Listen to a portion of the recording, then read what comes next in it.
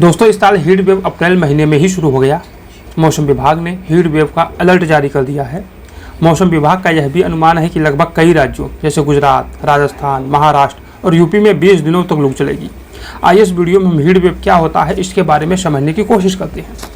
दोस्तों, मैदानी क्षेत्रों में जैसे यूपी में, बिहार में, राजस्थान में जब भी तापमान 40 डिग्री सेल्सियस या उससे अधिक होता है तब हीट वेव का असर दिखना शुरू हो जाता है।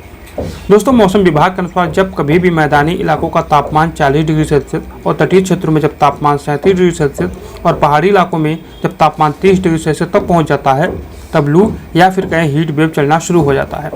लेकिन अगर किसी क्षेत्र का तापमान 47 डिग्री सेल्सियस तक पहुंच जाता है तब ऐसे क्षेत्र को खतरनाक लू की श्रेणी में रखा जाता है। दोस्तों, हीट वेव आमतौर पर रुकी हुई हवा की वजह से बनती है। जब ऊपर हाई प्रेशर क्रिएट होता है तब नीचे की हवा हल्का होने की वजह से ऊपर नहीं जा पाती और नीचे ही फंस कर रह जाती है, जिसकी वजह से हीट वेव क्रिएट हो जाता है। हीट वेव दोस्तों जानलेवा भी हो सकता है, इससे बचने की कोशिश करनी चाहिए। जैसे कि हमेशा खुद को डिहाइड्रेट रखें। इस मौसम में तला भुना खाने वाले चीज़ों से बचना चाहिए।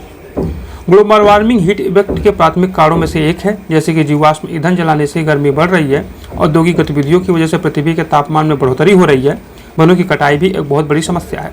इसी के साथ दोस्तों, हीट वेव के लिए शहरीकरण एक बहुत बड़ी समस्या है, क्योंकि शहरों में कंक्रीट के संरचनाओं में वृद्धि हो रही है, जिसकी वजह से urban heat island effect create हो जा रहा है। हीट वेव की वजह से सिंचाई में कमी हो सकती है, क्योंकि नदी, नाले, तालाब सूखने की अवस्था में पहुँच जाते हैं।